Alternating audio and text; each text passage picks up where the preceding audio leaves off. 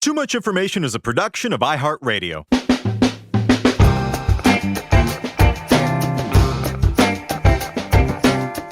Hello, everyone, and welcome to Too Much Information, the show that brings you the secret histories and little-known facts and figures behind your favorite movies, music, TV shows, and more. We are your two boss men of banality. I'm Alex Heigl. And I'm Jordan Runtagh. And Jordan, today we are talking about one of the towering achievements of mid-century American cinema, a film that still holds a 100% on Rotten Tomato, a film that answers the question, as one Twitter user dared to put it, what if the hottest dude ever went to prison? That's right, folks. We are talking about Cool Hand Luke. Before we even get into it, I just want to add this anecdote that Paul Newman, it's from his biography about women just throwing themselves at him. He was at a charity event where he was ladling punch out, and a woman asked if he could stir the punch in her cup with his finger, to which he responded, "I'd be glad to, but I just took it out of a cyanide bottle." Greatest American man. I know. God, I love him so much. For somebody who really could have just become like an out of control, like raging monster with all of his considerable gifts and charisma at his command, he was like, nope, I love my wife and salad and racing and I'm just beer. A chill, cool dude. And oh yeah, he loved beer. Did I put that in later on? Ethan Hawke said when Joanne Woodward kicked him out and their compromise was that he stopped drinking liquor, but he would still go through like a case of beer at dinner. The case? Man. Yeah. Damn. I think I saw Cool Hand Luke when I was a kid because it's pretty, minus the spoiler alert dying, it's pretty kid friendly, and the boobs, it's pretty kid friendly. As with every dad in the world, he loved the failure to communicate line. But it was also one of the few like capital F films that I've back to again and again in between the rest of my youth, which was spent mainlining John Carpenter and Jackie Chan. It is a perfect film.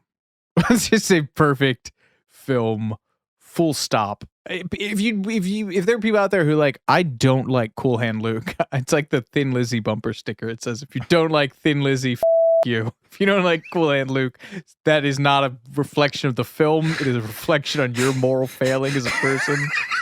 The line when he says when they ask him why he's cutting the heads off parking meters, and he goes, small town, not much to do in the evenings. Still one of my go-tos. Just a perfect movie. Jordan, go. Talk about how hot Paul Newman is. Yeah, I mean, this movie looms large for me. Has a direct main line to my heart. What is it about Paul Newman and dads? Like, this and Rocky are two movies that just have the capacity to make men of a certain age weep. And, I guess it makes sense because both of these movies, Rocky and Cool Hand Luke, add a sense of dignity to men being beaten down by forces bigger than them. Rocky by Apollo Creed and Luke by Dragline during that famous fight scene. Paul Newman's character is repeatedly getting hit by this behemoth of a man over and over in a scene that goes on for a truly uncomfortably long length of time. He can barely stand, and even the man beating Luke is telling him just to stay down. And Newman says what I think is the crucial line of the movie: "You'll have to kill me." And, I'm almost embarrassed to say this. I think about that line a lot in times of trouble in my life. Like, you'll have to kill me first. In Rocky and in Cool Hand Luke, neither man buckles. They both go the distance, at least according to their own moral code. There's a triumph in just surviving, which is maybe why both of these films strike straight at the heart of, I'll say, anybody. I mean, insert cliche about the durability of the human spirit here. Newman has this in a lot of his movies, actually, or at least the ones that I've seen that have stuck with me. He's a dreamer that doesn't have a chance, and he's in The Hustler. He's in The Sting, and especially in Butch Cassidy and The Sundance Kid. He brings this sense of tragic optimism in the face of odds that we, the audience, know are absolutely crushing. And he must know it too. Mm-hmm. And I think that gives this movie and so many of Paul Newman's other movies this poignancy.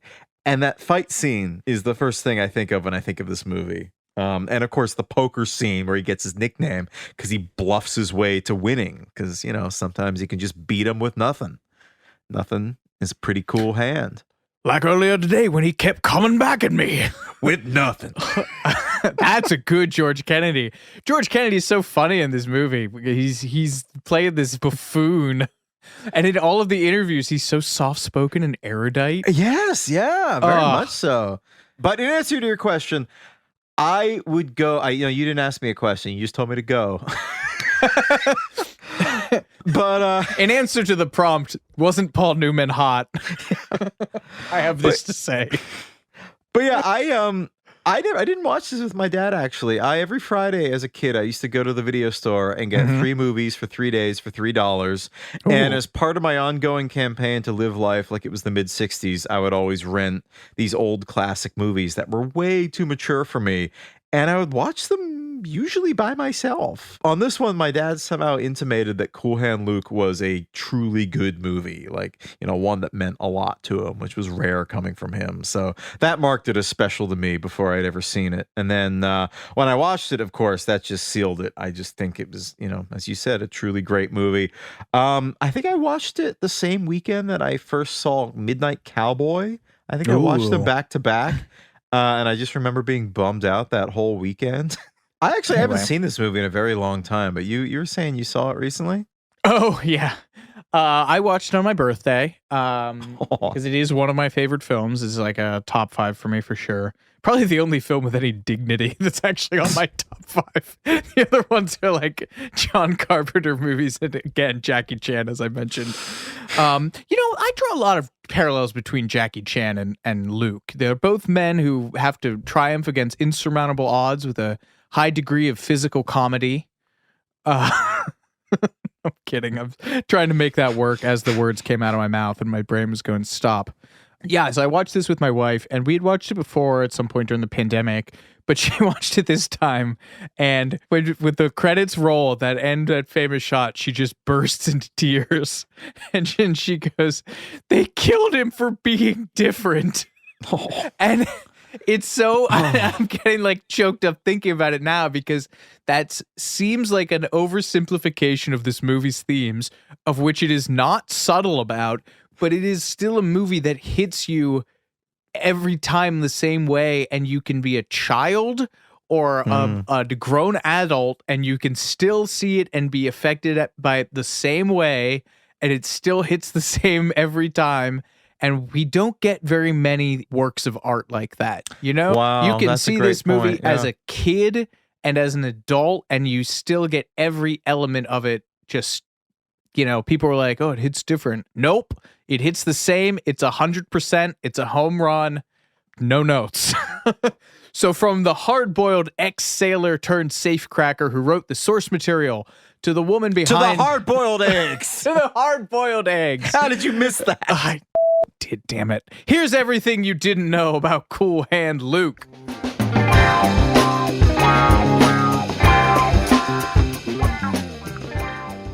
Cool Hand Donald.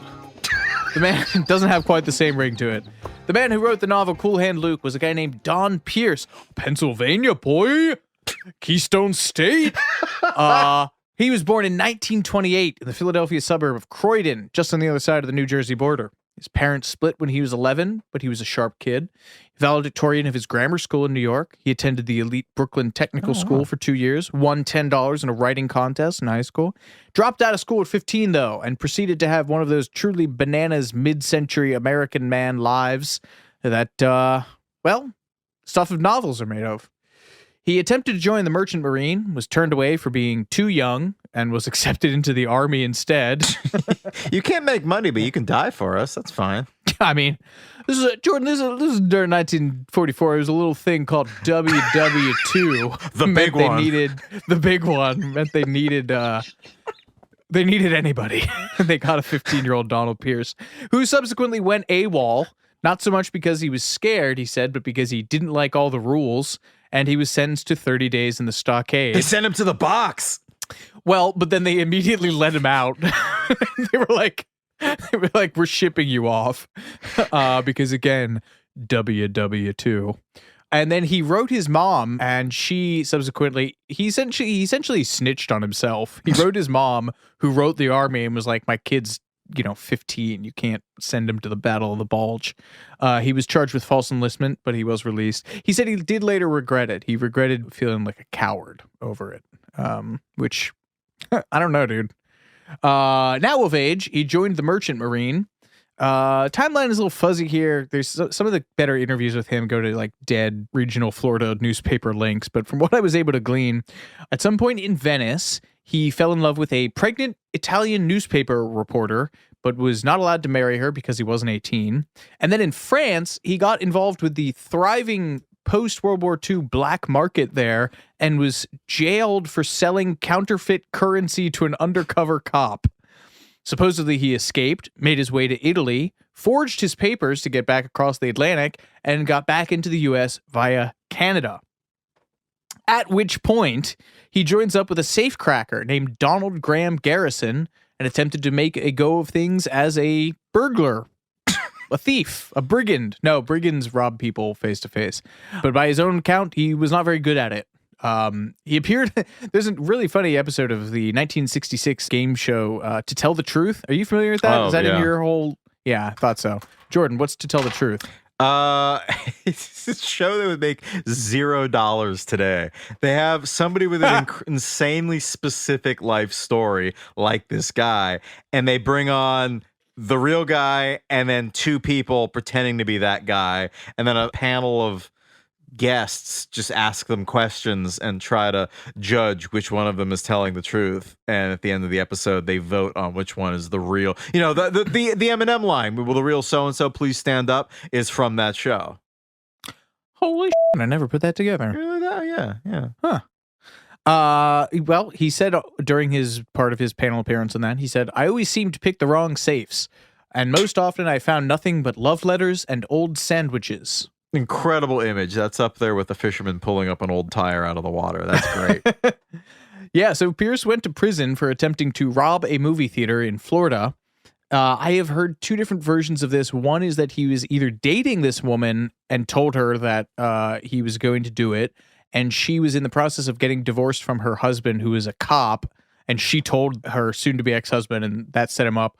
Or he was just hitting on her, essentially, and was like, "Yeah, I'm going to knock over this movie theater," and she told her ex-husband, who was a cop. End result was still the same. Yes, Pierce was sentenced to 5 years in 1949 and spent the first year working in the print shop at the Florida State Penitentiary at Rayford. And then he was sent to road camp number 48 in Tavares Lake County. That's how you say that, right? I think so. Tavares, yeah. An experience he described as, quote, "a chamber of horrors." And yeah, that sounds about right. Many of the details from Cool Hand Luke, like the box, the leg shackles, and the dog man, were drawn from his experience there, as was the climax of the movie, unfortunately. In 2017, the Florida paper The Daily Commercial unearthed through court records an August 1949 coroner's jury inquest into the shooting death of an escaped convict, 22-year-old Luther Catrett. Catrett had been sentenced to 3 years for unarmed robbery, but he bolted from a brush-cutting roadside work detail on Interstate 441 between Silver Lake Forks and Leesburg Airport at 11 a.m. one day with another convict. Gotta love bureaucracy that they just drilled down into all these details, and now 55 years later, we can be like, we know where the actual Cool Hand Luke was fleeing from and subsequently shot to death. Yes, a hunt by guards and the camp's dog boys immediately started up, and prison captain W.P. Allison testified, "We ran him until 6:30 and lost the trail. It rained on us." Ugh. But by about 10 p.m., guards and their dogs had tracked the men to an African-American church near Lisbon, and a guard named A.R. Hampton testified that they found one man laying on the floor, and the other got up with an organ stool or piano stool or some kind of a stool in his hand and was standing up with it and said some curse word about getting the light out of his eyes. And he flinched with the stool like he was going to throw it at somebody, throw it through the window at us. And that was when I shot him. He shot a man armed with a church organ stool. That is gothic. Florida, baby. Yeah, it's basically the last scene of the film, except instead of taunting, the man just stood up and held a stool. Don Pierce told the Sun Sentinel in 2012 that I never knew Luke. He was a legendary con, famous for escaping. I did know the walking boss who shot him. I put all these stories together.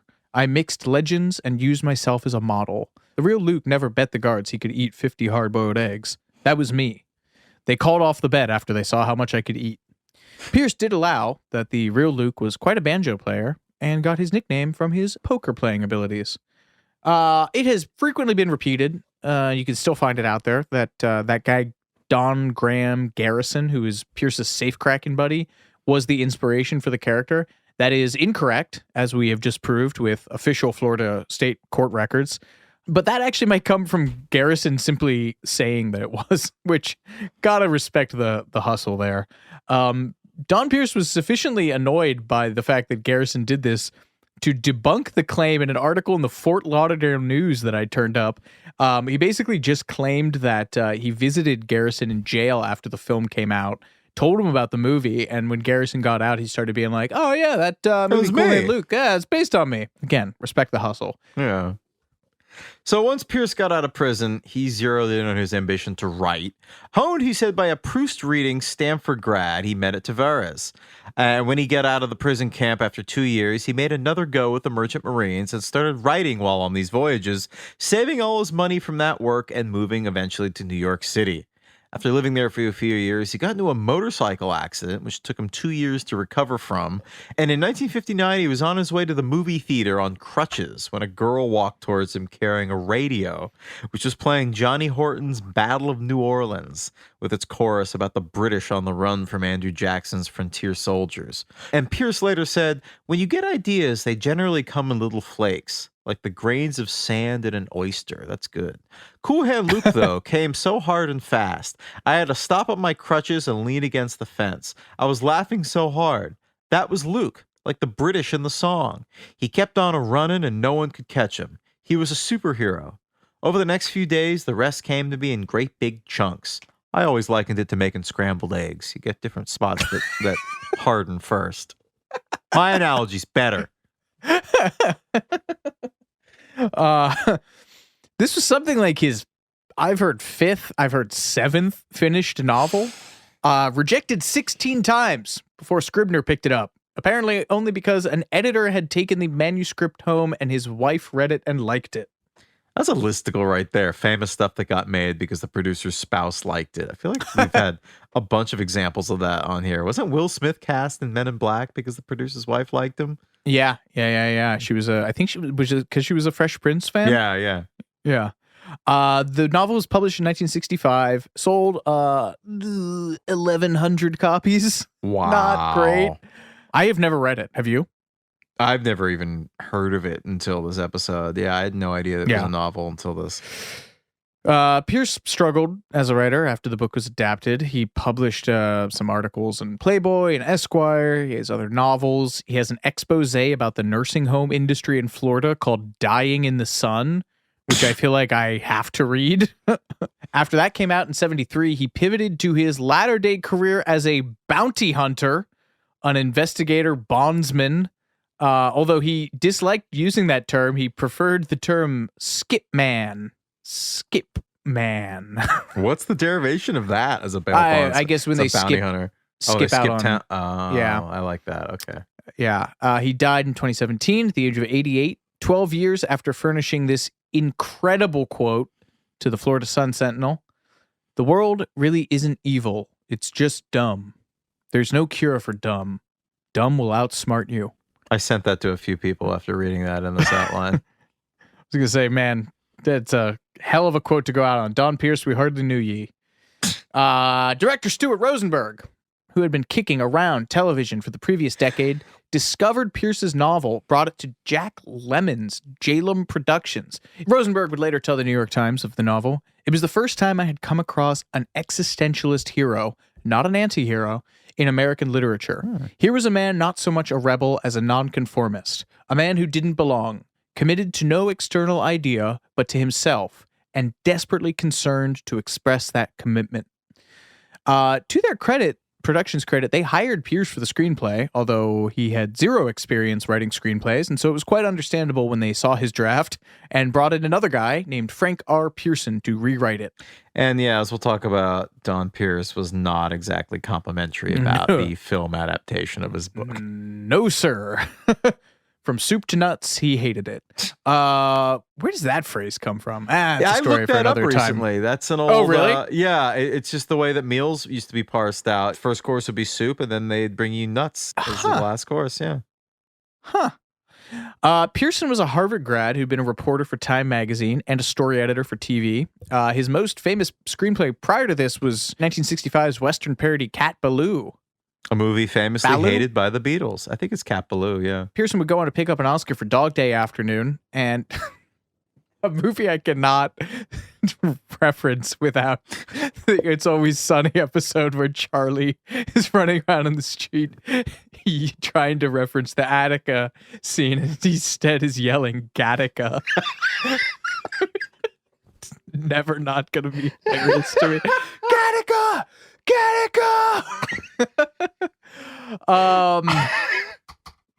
He would also direct the 1976 version of A Star Is Born. Pearson's contributions were ramping up the religious themes present in the story, perhaps to an unsubtle degree, if we were being charitable, and contributing Strother Martin's iconic failure to communicate line as the camp captain, which Pierce famously derided as stupid, saying that the overseers at his camp were not that eloquent. Probably fair. Axl Rose disagreed and has used a sample of that in not one but two separate Guns N' Roses songs a decade and change apart. One on Civil War from the not Appetite for Destruction Guns N' Roses record, and Chinese Democracy. It's either Lies or Spaghetti Incident or something. It's Civil War. We don't need no Civil War. I can't do the break. We don't need no Civil War. It's really the only good part of my Axl's obnoxious screech he does.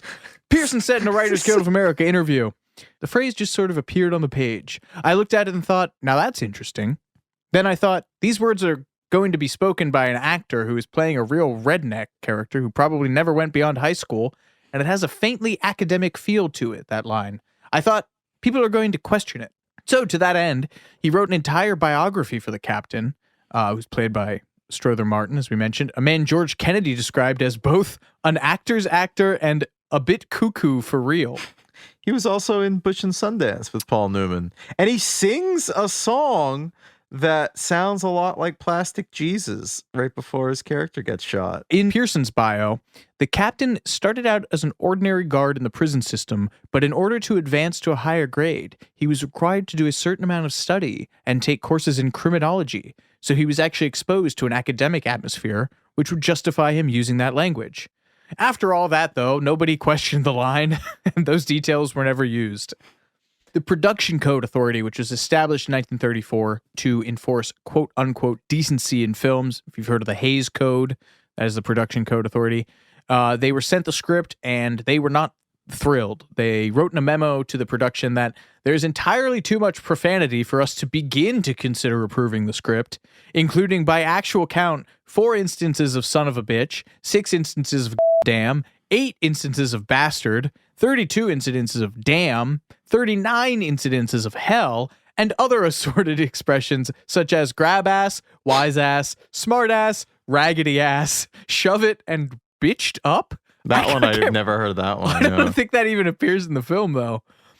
There were several sequences which, as presently described, appeared to us to be unacceptably brutal, savage, and sadistic. But the Heigl Code was on its way out by 1967. All the teeth had gone out of it. Standards were changing.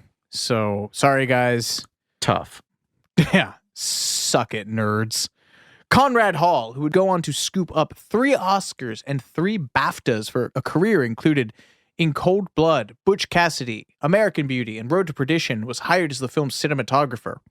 He would later recall that he had to shoot one scene 5 times because executives at Warner Brothers who were distributing the film complained that Newman's famous blue eyes were not coming through prominently enough in the dailies. You got to do the cigar chopping executive. I I want to see those baby blues 6 feet tall on a big screen. Azure blue like a summer day on the sea. Cerulean, even. Making an unnecessary impression here, boss. Inserting a recurring bit here, boss. Insert a recurring bit there, Luke. A note on Newman's famous baby blues. In the book, Paul Newman, The Extraordinary Life of an Ordinary Man, which is, I believe, culled from like an oral history interview that he did. It's all like transcripts of him talking. Is that the new one? Yeah, recent. Yeah. He said that he was conflicted about getting notice for them. He said, you work what you consider pretty hard at your craft, and you're getting to the point where you're just starting to feel kind of good about yourself. And then somebody says, oh God, take off your sunglasses so I can see your baby blue eyes. Yeah, he had that famous line. I picture my epitaph. Here lies Paul Newman, who died of failure because his eyes turned brown. Well, the sunglasses came about because he said, I really have no tolerance for light. There's an accumulation of Budweiser, as well as damage from my early days making movies, when the slower film exposures often required an actor to keep looking straight into an arc light. And in fact, Conrad Hall, in an interview, talks about that's how they got the shot of the baby blues that the cigar chomping executive mandated. He was like, I just put an arc light in front of him and blasted him with it. So, good job, Warner Brothers. You gave Paul Newman lasting eye damage. Is that new documentary that Ethan Hawke did on him any good, by the way? Last Movie Star. Is it good? I've heard it's good. I'd bear no quarrel to Ethan Hawke, starring in the aforementioned Gattaca. Paul Newman's brother Arthur was hired as the unit production manager, and despite maybe being a bit of a nepotism hire, he actually admirably really busted his ass making this. They visited the Tavares camp in Florida, shot a bunch of pictures as references, and then subsequently constructed a dozen buildings for the set of this movie, which was filmed in Stockton, California, including a barracks, mess hall, warden's quarters, guard shack, dog kennels, and then they brought in Spanish moss from Louisiana to dress all of this stuff in. And the effect was so convincing that a San Joaquin County building inspector drove past the set, thought it was a migrant workers complex, and subsequently posted a bunch of condemned notices all over it for not being up to code. The opening scene of Luke cutting the tops off the parking meters was filmed in Lodi, California. Or Lodi? I have no idea. I assume it's Lodi, but in the Creedence Clearwater Revival song of the same name, he says, doesn't he say stuck in Lodi again? Ooh, stuck in Lodi again. I'm keeping all this just because I want to hear you do your Fogarty impression. That God, and I Axel. Creedence. Can you do I was working... and Axel duetting? It's just a bunch of dudes going, just out of their nose for 40 minutes at a clip. I actually had worked on the drag line where he goes, oh Lord, whatever I've done, don't strike me blind for another few minutes. Oh man, I love George Kennedy. I love that. We'll get into him in a second. The city took its sweet time replacing those meters. Apparently for a few years after the filming was wrapped, you could go there and just see this block-long row of headless parking meters. I hope they put a plaque in. It was like the Rocky Steps in Philly. Yeah. That is changed from the novel. In the novel, Luke purposely crashed his car into a diner to steal money, which might have been Donald Pierce's second choice of his real-life caper, I mean. Rosenberg said, I thought an awful lot of businessmen wouldn't find that very heroic, and so he changed it for the film. Yeah, Luke says in the movie that they cut the heads off parking meters because he was settling an old score. And the idea was that this crime would endear him to the audience because nobody likes parking meters and probably wish they had the guts to do the same thing. And it also endeared him to the gang in the prison camp who were weirdly impressed by the randomness and even pointlessness of this crime, which I like.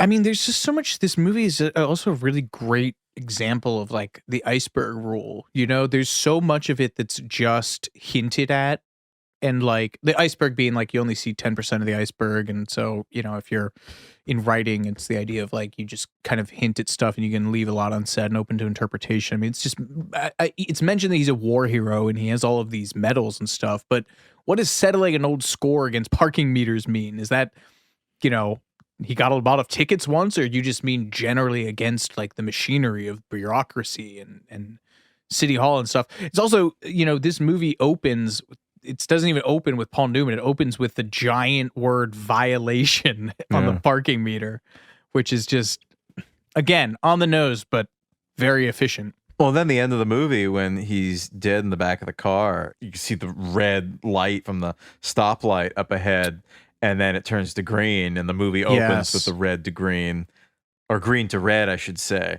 Yeah. Yeah. Oh man, I don't think I picked up on that. That's so good. It's supposed to be just like symbolic of like, being told what to do, essentially. Great film making.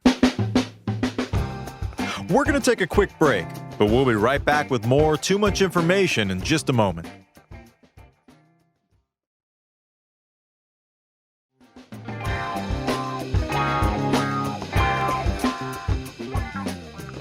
George Kennedy, who, as I mentioned earlier, won an Oscar for his role as Dragline, lauded the production's worth in his memoir, Trust Me.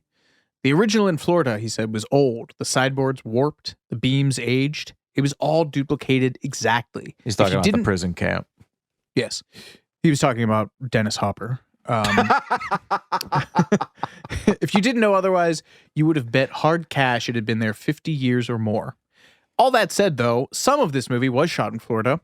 The scene in which Luke is chased by bloodhounds and some of the other exteriors were shot at Callahan Road Prison near Jacksonville. According to the Florida Department of Corrections website, it was a stuntman playing Luke, but those were real Department of Corrections dogs chasing after him. That's terrifying. Can you imagine getting that call? Oh, God, what was the call sheet say? Oh, I'm being chased by Florida DOC dogs. The film is famous for its ensemble cast, which includes Dennis Hopper, Harry Dean Stanton, and, as you mentioned, Trapper John. Oh, yeah, Wayne Roberts. Their camaraderie really comes across, and it was hard-won and real. They all stayed in a local Holiday Inn together. They rode to the set each day in the backs of the trucks that were used on the film. I read that they would play poker games on the set and screw around, and this would occasionally disrupt filming, but the director let it go because he wanted that sense of camaraderie and rebellion to come through in the movie. I put this later on, but now's a good time to mention it. They also banned wives and girlfriends from the set because he wanted them to all be convincingly man-musk-drenched, sexually frustrated maladroits. At least one source, I was not able to verify this, but at least one source claims that they actually tarred a stretch of highway in Stockton for it. Can we get iHeart to like adopt that section of the highway? The George Kennedy Memorial Cool Hand Luke driveway, all hyphenated. It's like the side is like 40 feet long. The failure to communicate, Strother Martin Memorial Highway. Newman's Own Blacktop. Yeah. That's good. That should be the next thing they experiment, they push into. Newman's Own Road Tar. Rosenberg actually had them all practice with machetes and shovels in the studio backyard for the labor scenes because he thought some of them were not convincingly convict-like in their motions. Jack Lemmon was initially considered for the role of Luke because it was his production company. That would have been terrible. Yeah. Took himself out of consideration. Good move, Jack. They also considered Telly Savalas, Kojak. Telly was in the UK filming The Dirty Dozen with George Kennedy, but apparently Telly Savalas was afraid to fly, and they did not want to delay production enough for him to get back into the States by boat. George Kennedy got his ass on a plane. Like a winner. And that's why he won the Oscar. Did you ever hear that Skynyrd song? The bit about, there's a Drive-By Truckers song called "Get Your Ass on the Plane" that is supposedly, I think, what the Lynyrd Skynyrd road manager said to them, or said to one of them. Whoa, I haven't heard this. I did a whole thing on the Lynyrd Skynyrd plane crash for I guess it would have been the 40th anniversary. I forget who it was, but one of the survivors of the wreck, Artemis Pyle. Oh yeah, right. Dragged himself through the Everglades and was shot at because he. I mean, to be fair, that must have looked like something out of Texas Chainsaw Massacre. This dude in like long, stringy hair covered in blood, emerging from the swamp. Yeah. Now, what is this? Is this from? Maybe I'm making this up. That sounds familiar, though. Someone was like, they were like, I got a bad feeling about this, and the tour manager or something was like, get your ass on the plane. Okay, finally got that thing. Moving on. Paul Newman read the book and committed himself to the project before there was even a script finalized, saying it would have worked no matter how many mistakes were made. Great line. Luke was from West Virginia, so Newman contacted Peace Corps founder Sergeant Shriver, who he knew through his activism with the Democratic Party, to find him a guide through West Virginia to pick up on the accent and mannerisms. Shriver got Newman in touch with a businessman in Huntington, West Virginia, named Andy Hoovoris. But guide or no guide, Paul Newman was recognized basically everywhere he went, obviously, except at a Catholic school where a nun shook his hand and said, "Nice to meet you, Mr. Newman. What do you do for a living?" That is a charming story, but I don't actually really remember being especially blown away by his accent in this. No, it's not like method level. It's just kind of general. Do you ever see that David Cross bit where he's like, talks about the redneck accent that's common everywhere in the world or everywhere in the States? No, man, I'm from Butte, Montana. No, man, I'm from Corpus Christi, Texas. No, man, I'm from Huntington, West Virginia. It's just a common accent. Anyway, one cast member who didn't have a good time on the set of this or agree with Newman's casting was Don Pierce, who is credited as the film's technical advisor, has a bit part in it, is one of the men. I love that they at least worked in like the author of the book to appear. They really in this tried, movie. man, and he he sort of bit the hand that fed him. Yeah, he really did. He said he felt out of place in Hollywood as an ex-con. He said felt kind of condescended to and felt like an odd man out, and he got in a fight on his last day on set and punched someone else who I was not able to find out who, but he was subsequently... Probably Newman. The fact that it was so hush-hush, like maybe they tried to suppress that. He was subsequently disinvited from the film's premiere, perhaps. Yeah, you wouldn't get disinvited if you just if you hit Trapper John. You would... Hell, you'd be encouraged if you knocked out Hopper. Take a swing on him. Everyone does. Man, I forgot about that dude in there with the horrific scar. Scar, yeah. And then there's great throwaway line. He's like, "How'd you get that scar?" And he's like, "What scar?" Yeah. Pierce consistently derided both the finished film and Newman, saying variously that he was too cute and too scrawny to play a convincing prison camp inmate. He would never have lasted in the role, he said, or in the camp. "I seem to be the only guy in the United States who doesn't like the movie," he said in 1989. "They screwed it up 99 different ways." Yeah, we talked about this during the Never Ending Story episode where we did a sidebar on authors who hate the film adaptation of their movie. He's quoted as saying, "They did a lousy job and I disliked it intensely." He's talking to the Telegraph. Newman, he wouldn't have lasted 5 minutes on the road. We mentioned earlier, Pierce got a small part in the movie, the convict sailor. And I guess he tried to have a conversation with Paul Newman on the set, get some kind of relationship going. Don Pierce claims that Paul Newman even asked him to dinner, but then canceled, this is Pierce talking, when his PR people realized that he didn't need to be seen eating with an ex-con. "I didn't like the guy. I didn't like the whole Hollywood crowd. I was never made welcome." And so he punched someone. Going off on unnecessary tangent here, boss. Going off on a necessary tangent there, Jordan. Speaking of background parts, did you know that Ron Howard's dad, Rance Howard, appeared in an uncredited role in this movie as the sheriff? I did not. Yeah, he's in there too. Huh. Yeah, so we've got, that's it actually, that's all I have to say about that. Dennis Hopper invited a buddy, the San Francisco avant-garde filmmaker Bruce Conner, to the set one day, who shot footage of the actors clearing brush on the roadside and turned it into a slow-motion 17-minute short film called Luke. Because this was back in the day when you could be an experimental filmmaker just coasting on that kind of half-ass garbage because everyone was super stoned and on LSD. Yeah, this was the era when Andy Warhol made Empire, which was just, he turned the camera on and pointed it at the Empire State Building for 8 hours and 5 minutes. Wasn't Hopper involved in the Monkeys thing? Was he in Head? I know that Nicholson was. Yeah, they both were. What did Hopper do for the Monkeys movie? He's in a non-speaking part. Whoa, I forgot about that. Wow. Yeah, because I know Nicholson, I think, didn't he co-write it? Jack Nicholson did? And then he went on to be an Easy Rider because he was involved with Hopper and that whole crowd. Yeah, they really just, all the Monkeys and Jack Nicholson brainstormed into a tape recorder. Yep. Love to hear that tape. God, things were just so much easier back then. Betty Davis turned down the role of Luke's mom, which went to Jo Van Fleet. She was only 10 or 11 years older than Newman when this was filmed. They only had a day to shoot that scene together, which was 8 pages long in the script, which that's ambitious. Supposedly, I think this is in George Kennedy's autobiography, Van Fleet arrived and she sat on a tree stump 200 yards from everyone else, poring over the script and going over her lines. And then she asked Harry Dean Stanton to sing to her before her take, which moved her to tears. Harry Dean Stanton does his own playing and singing in that movie, and he got to keep the guitar that he played in the film, which I love.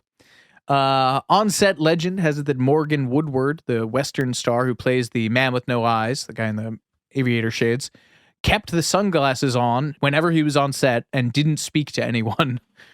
I've always wondered, in Oh Brother, Where Art Thou, the guy that Daniel von Bargen plays, the guy with the sunglasses, is he supposed to be a man with no eyes? He's gotta be. Yeah. Okay, now we must arrive at let's call it a classic, the car washing scene, in which a statuesque woman, played by Joy Harmon, suggestively washes a 1941 DeSoto within view of the inmates. Harmon was 27 when her manager got her an audition with Rosenberg and Newman, for which she didn't speak a line and just stood in front of them in a bikini. Supposedly during this audition, Newman marveled at how blue her eyes were, to which I say, smooth of you, Paul. What a charmer. She later ran a bakery called Aunt Joy's Cakes in Burbank, California, which I think is adorable. There's a documentary on her life because she had been in like these other exploitation films. There's a movie about her life called, or a short about her life called From Cheesecake to Cheesecakes.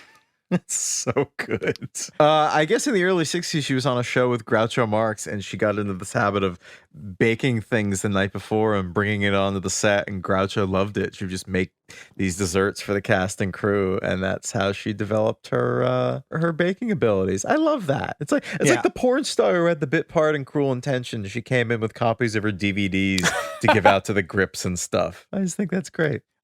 She told Entertainment Weekly that she didn't get it.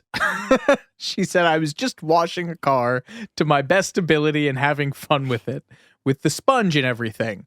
I was not aware that there were two meanings to things that I was doing, and I'm still not really that much aware of what they all were.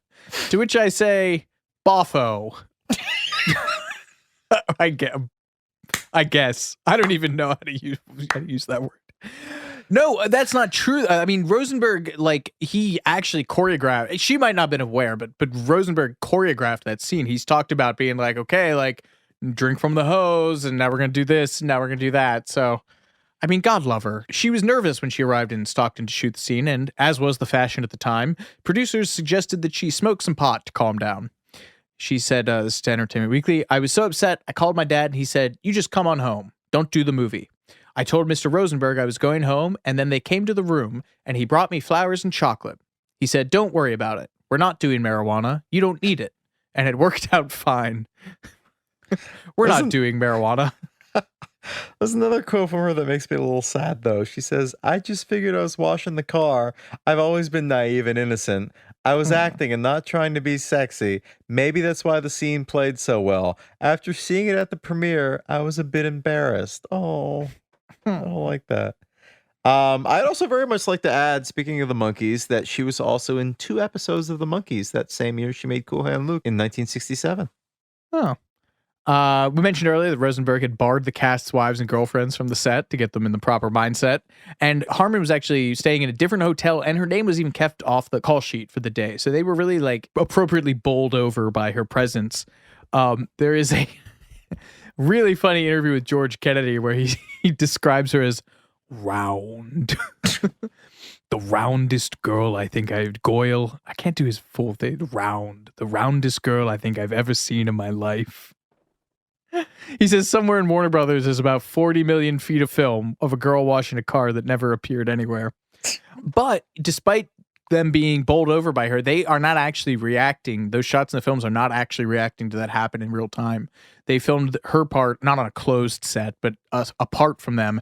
And then for the reverse shots, they were tasked with reacting to, I guess Rosenberg brought on like a teenage cheerleader, but it was freezing the day that they shot all those reverse shots. So she was in a full-length overcoat.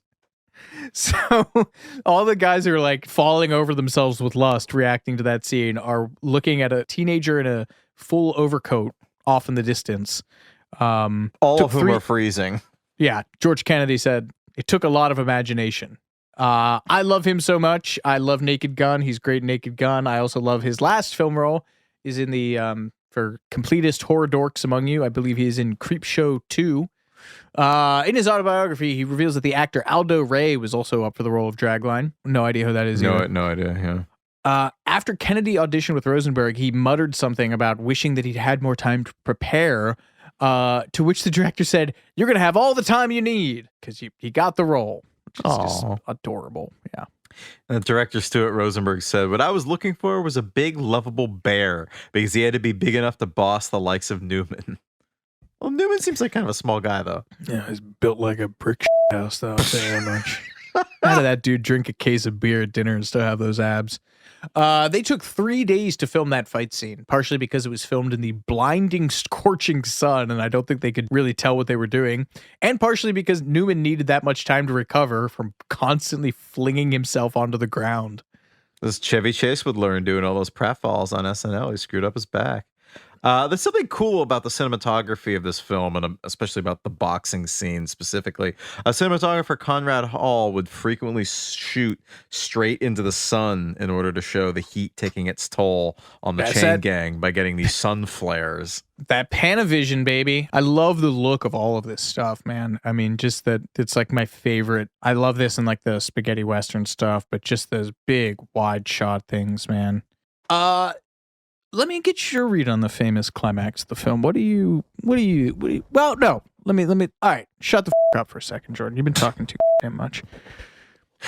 There's a famous scene in the church, the film's climax, in which, spoilers, Dragline comes to an escaped Luke in the church, which I've never really understood the timeline of that, because he's like, okay, Luke, let's split up. And then 5 minutes later, he runs into the church. But I guess he was caught immediately afterwards. He tries to convince Luke to give himself up back to the prison guards, saying that, they'll take it easy on us. And considering this film is remarkably unsubtle about the Luke being Jesus thing, that would make Dragline in this moment Judas. Although Kennedy and Newman apparently disagreed about that. Talking to Roger Ebert in 1968, George Kennedy said, "On one hand, you get the Judas theory, which is Paul Newman's theory. On the other hand, you get the stupid idiot theory, which is mine." God love him. According to Paul, Dragline figured the end was in sight and maybe it would help if he betrayed Luke. I don't agree with that. I think Dragline was sincere but stupid. He thought he was helping Luke. He was an unwitting Judas, I guess. Anyway, Luke really had no place to escape to. It was all over anyway. I go with that. I go with George Kennedy's explanation that he really thought that they were going to go easy on him. Yeah. Just a big, God's perfect idiot. Well, should we just sum up for the folks that maybe haven't seen this movie in a while, like how we got to this point? Luke makes a break for it with Dragline, basically, with George Kennedy's character.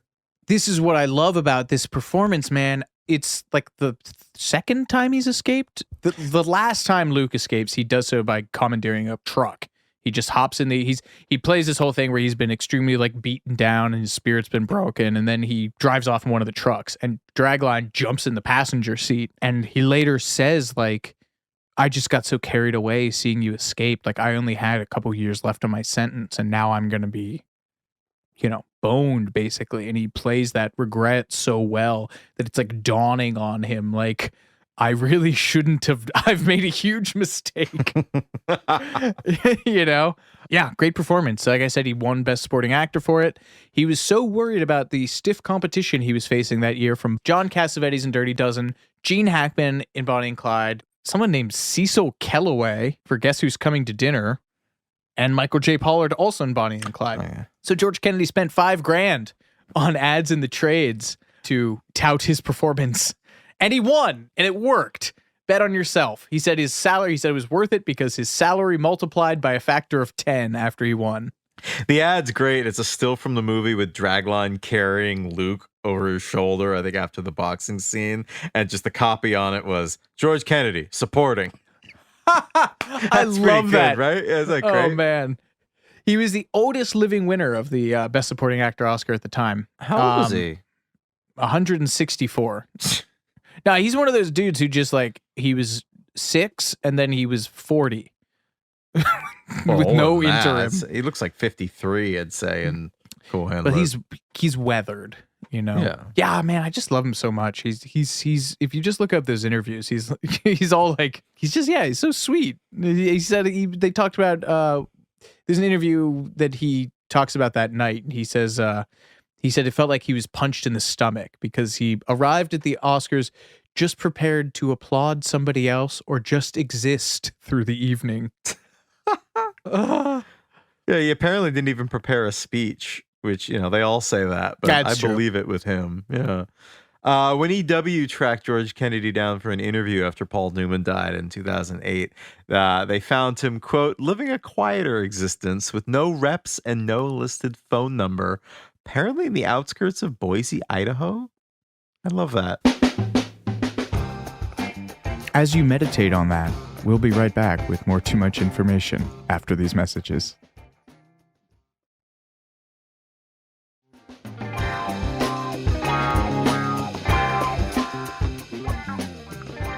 We have arrived at the Paul Newman rules portion of the program.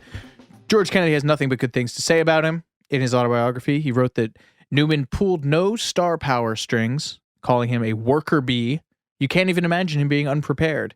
He said Newman was no sissy, explaining that the only complaint he ever heard him utter while shooting this was after a long day of shooting in the box, after which he said, I don't know how a man could live a whole day in that thing. Understandable. Fair it was thing torture. to say. It was torture. He would fly back to Hollywood on weekends occasionally, but he enjoyed shooting in Stockton and would tool around in his car or his motorcycle. And despite being a big star, a huge star at the time, actor Ralph Waite, who played Alibi, said in a 2008 interview that Newman kept a cooler with cold beers in the trunk of his car. He would just pop it open and hand out beers to all the crews. I was not able to find this initial interview. I would have to buy it on eBay. I am so upset. But apparently, in 1968, he gave an interview to Playboy in which he said he perfected his salad on set.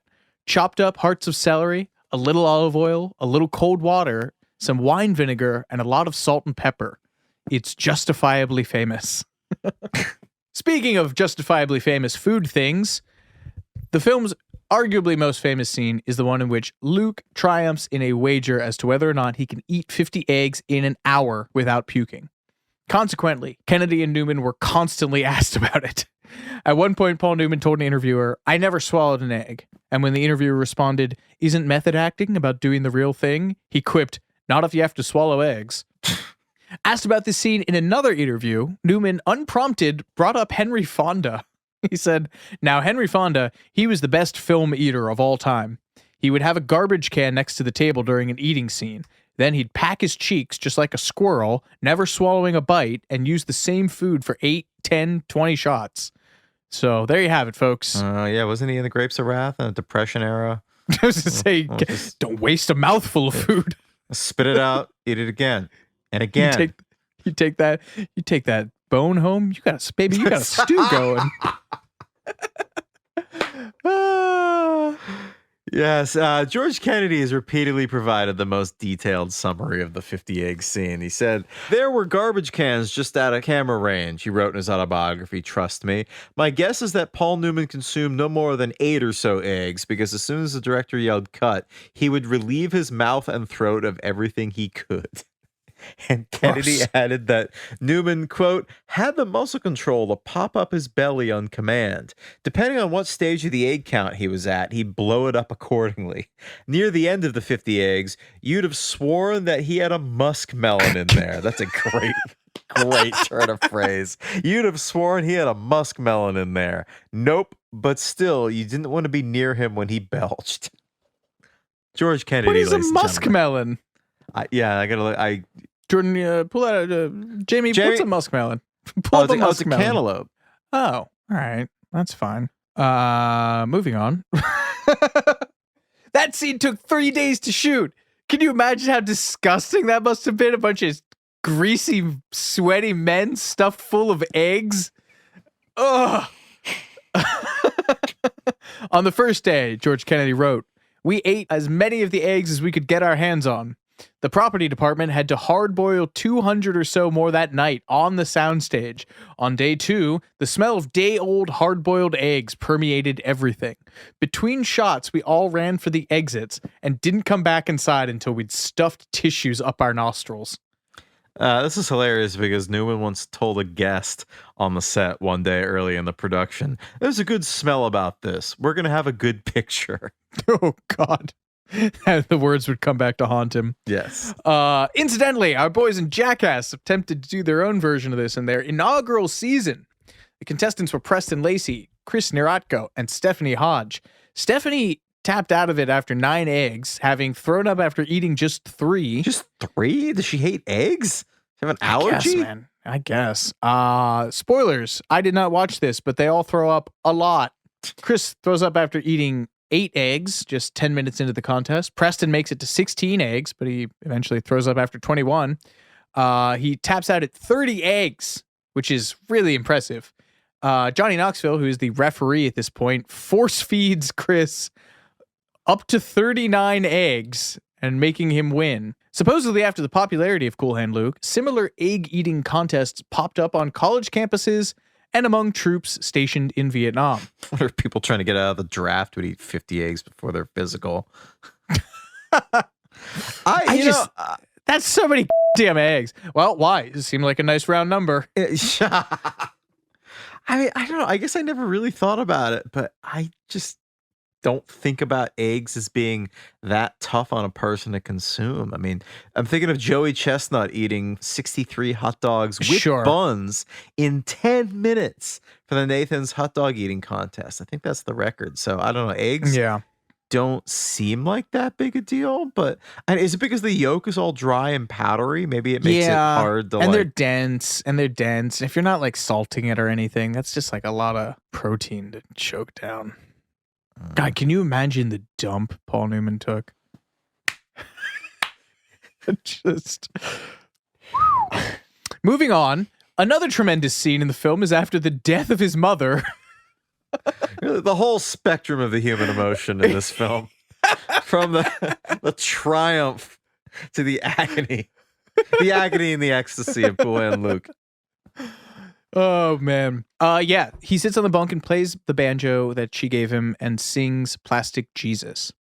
The shooting script, we'll get into this music from this a little bit later on. This shooting script didn't specify that this was the song. There's a long band, apparently a very long description of Luke playing and singing banjo in the book, but it doesn't say that it's like a mournful song or anything.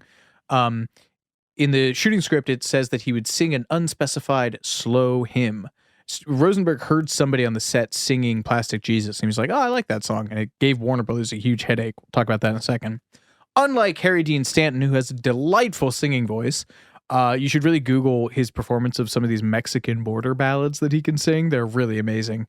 Just like Harry Dean Stanton singing in Spanish about being alone and far from home. Made me cry once. George Kennedy told Entertainment Weekly that Paul knew as much about playing a banjo as I know about making cakes, which means very, very little. But he still insisted on playing it himself in the scene, and he took lessons from a guy named Dave Sear, who was a regular at Washington Square Park Hootenannies in New York at the time. But that pushed the shooting of the scene back for weeks while Newman practiced. In the scene that you see in the film, and then this in the film Finals Cut, Paul makes an error. George Kennedy told Entertainment Weekly. He wasn't doing it the way he wanted. He became madder and madder, although you can only tell by the increase of the pace in his picking the banjo. When it was over, it was magnificent. Rosenberg said, "Print." Paul said, "I could do it better." And Rosenberg said, "Nobody can do it better." Yeah, I always thought that he was speeding it up because his emotion was rising and he was just trying to stuff it down by playing the song. I thought it was a great way that the performance came off. God, I love that scene. I mean, it's so, and they just, again, they made the right choice, man.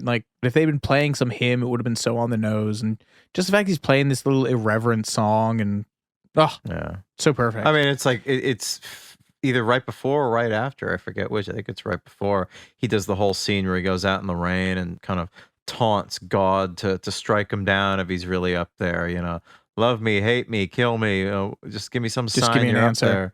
Yeah. So it keeps with his whole reverent personality. Yeah. They had tried to shoot this twice before, took hours, and this was ultimately shot on the second to last day of shooting at Warner Brothers. This is the banjo scene? Yeah, the banjo scene. And George Kennedy said that Newman and Rosenberg had gotten into a shouting match on set over this whole Paul wanting to play the banjo for real in the scene. But that was just before they filmed that take. So they were literally screaming at each other before they got the final take for that. But there were no hard feelings because Newman starred in 4 more of Rosenberg's movies: 1970's WSA, 1972's Pocket Money, and The Drowning Pool in 1975, a movie I know nothing about. As I mentioned earlier, the film is emphatically not subtle about its religious themes. Luke collapses in the exact posture of the crucifixion down to the crossed feet after he wins the egg contest. The film ends with a crossroads shape of the cross superimposed over the photo, which has itself been torn in the shape of a cross.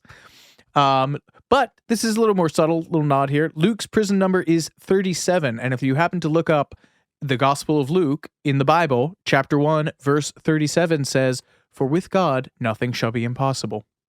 So that's cute. Ironically, given that Pearson did all this hard on-the-nose religious stuff in the screenplay, in the book, Luke's father is mentioned to be a crooked evangelical preacher. The music. In a header I like to call Schifrin into high gear. Iconic composer Lalo Schifrin turned in a score to Cool Hand Luke, and one of the most famous bits about it is that the musical cue from when they're tarring the road is used for news cues, like intro to news programs for years afterwards. I do recognize that, yeah. It's in 6/4 for all of you dorks out there. Most notably on ABC's owned and operated stations because it sounded like a telegraph, essentially. I'm getting much of this from a tremendous piece by a guy named James M. During from the August 2017 issue of the Journal of the Society of American Music. Cool Hand Luke was in production at the same time as The Graduate, right? And production's initial plan was to do what The Graduate had done with Simon and Garfunkel and enlist a contemporary folk artist to record an original song for Cool Hand Luke that they hope would sweep the nation. They arrived at Gordon Lightfoot.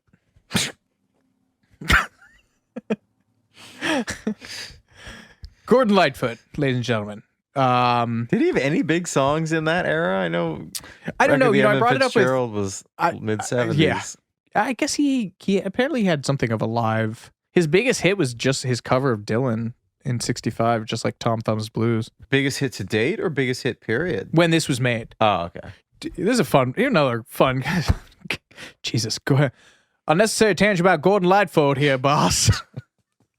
To kick off Canada's centennial year, the CBC commissioned Gordon Lightfoot to write the Canadian Railroad trilogy for a broadcast in 67. Sure. Whatever. Anyway, so did Warner Brothers. They got Gordon Lightfoot, who delivered this song called Too Much to Lose in fall of 66. You can hear this out there. It's not a lot of people know this, that he wrote this song because it's not really mentioned that much, but his demo for it is out here on YouTube. Not very good. And Warner Brothers agreed because soon after shooting began in 1966, they decided they weren't going to use that anymore. And then always a bridesmaid, never a bride. Poor Gordon. The same thing happened again with a song called Don Quixote. He wrote for a Michael Douglas movie called Hail Hero. Also wrote a spec song for that. Also did not get picked up. So Lalo Schifrin talks to Stuart Rosenberg. He says, you have 3 choices with the movie here. 1 is you hire a folk musician or somebody who can play bluegrass. 2 is you can go to this big Americana, Aaron Copland, Appalachian fanfare, common man, etc. But I propose a 3rd possibility, which is a combination of both. And so what Rosenberg did is he picked out a bunch of these traditional songs that he wanted, and they do use some of them. They use Just a Closer Walk with Thee. There's another one that Harry Dean Stanton sings that I can't remember but basically Warner Brothers went to start clearing these songs, and they told him that it was going to be almost impossible because this is at the height of the folk boom. So there's just dozens of versions of these songs circulating. And unless you found the first version that was in the public domain, if you licensed somebody's version that had their lyrics in it, that counted as an original arrangement. You had to pay them more money. So Rosenberg settled on Plastic Jesus, as I mentioned again. It took months for Warner Brothers to find this who actually did that song, because there were 3 different versions of it out there. And Jordan, do you know this band? Do you know the Gold Coast Singers? I don't. Plastic Jesus originally appeared on the 1962 comedy album Here They Are by the Gold Coast Singers, where it appeared as part of a skit that they had about a radio evangelist. Lalo Schifrin was from Argentina, and he had worked extensively in jazz. He worked with Dizzy Gillespie. He studied with the famed composer Olivier Messiaen at the Paris Conservatory, but this pedigree did not make him particularly well-suited to incorporating American folk and blues idioms into the film, but he did visit the set, and he put in some research to try and find suitable banjoists for the soundtrack, and he wanted Earl Scruggs for the job, which is kind of like being, I want somebody to play basketball in my movie. Is Michael Jordan busy? Scruggs invented a style of banjo picking that is one of the 2 that people play. You either play clawhammer or you play Scruggs style. Probably the most famous banjo player in the world at the time. So did not do the film, needless to say. So they went with another Washington Square Park folky guy named Art Rosenbaum, who would not meet Lalo Schifrin until a week before they were supposed to record all this in 1967. But funnily enough, there's an instrumental version of Plastic Jesus that plays during Luke the first time he's in the box. And that's not played by Rosenbaum. That's played by a Wrecking Crew guy. And they don't know who it is. It's either Tommy Tedesco or Howard Roberts, who are these, members of the LA session crew, the Wrecking Crew. And that was because Rosenbaum couldn't read sheet music, which might have been a bit of a stumbling block to be on the soundtrack of a major motion picture. But when they got to the actual sessions, Schifrin just said, don't worry. When I tell you to start playing, you start playing. And when I tell you to stop, you stop. Because this guy was a self-taught banjo player. He learned off recordings and stuff. So they just kind of had him, free banjo. And this is Rosenberg and Schifrin would continue to work together, including on that WUSA film that I know nothing about, Voyage of the Damned in 1976, The Amityville Horror in 1979, and another prison film, Brubaker, in 1980. All right, let's take this home. Where'd the road go? We got one more mile of tarred road to get to. Cool Hand Luke opened on Halloween 1967 at Lowe's State Theater, a premiere whose proceeds went to charities. I love that. Aww. It was an immediate commercial and critical success. As I mentioned earlier, it still has a 100% rating at Rotten Tomatoes, which is bananas. Insane. Perfect film. No notes. Oddly enough, dissenting voices on the film include Newman's biographer, Lawrence J. Quirk. Stupid name, bad Cool Hand Luke taste. You, Lawrence J. Quirk. Writes, for once, even Newman's famed charisma fails him, for in Cool Hand Luke, he completely lacks the charm that, say, Al Pacino in Scarecrow effortlessly exhibits. I put the question mark in there because nobody remembers that film. No. Al Pacino and Gene Hackman? Nobody. Find me one person who remembers Scarecrow. Lawrence J. Quirk.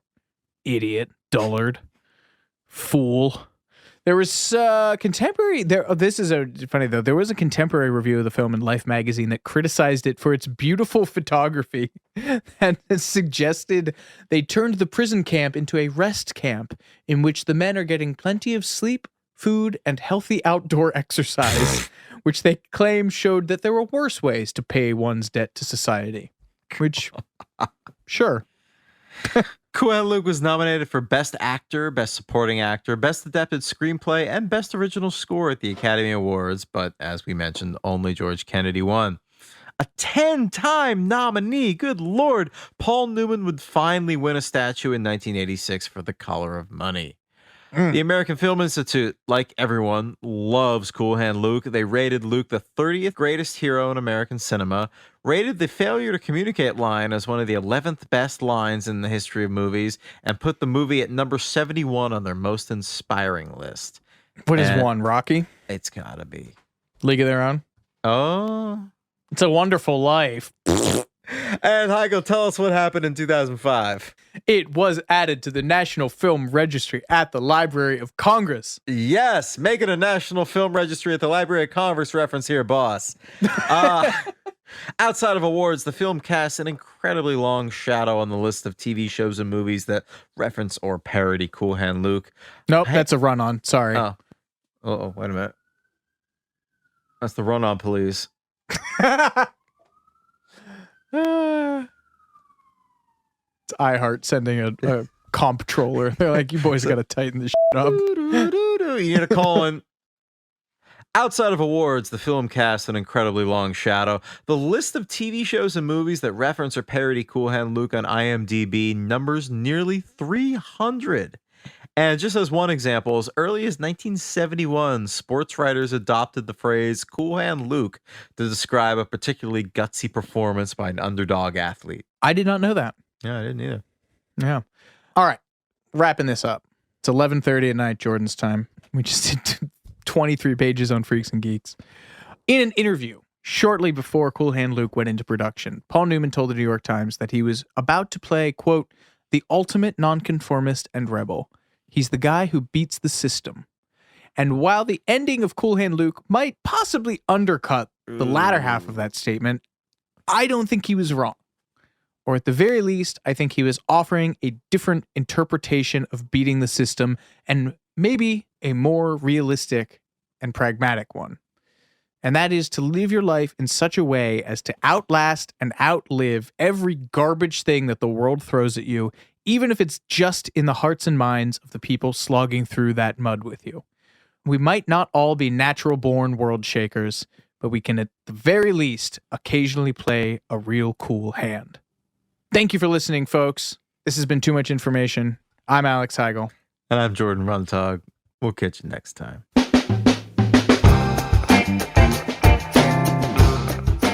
Too Much Information was a production of iHeartRadio. The show's executive producers are Noel Brown and Jordan Runtagh. The supervising producer is Mike Johns. The show was researched, written, and hosted by Jordan Runtagh and Alex Heigl. With original music by Seth Applebaum and the Ghost Funk Orchestra. If you like what you heard, please subscribe and leave us a review. For more podcasts on iHeartRadio, visit the iHeartRadio app, Apple Podcasts, or wherever you listen to your favorite shows.